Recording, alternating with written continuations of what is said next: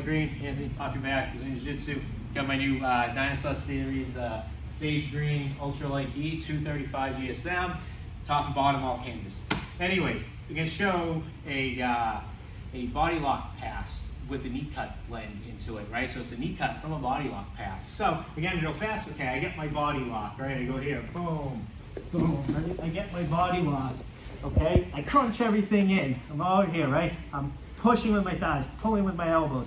So now this leg, I'm gonna extend back, and you're gonna see it like a knee cut motion to get my position. So I come here, break my angle. I still get the pressure coming down. Try to sit up. You can't sit up, right? There's a lot. So now my elbow swivels in to his inner thigh. I punch this down, pop my knee up, and I knee cut.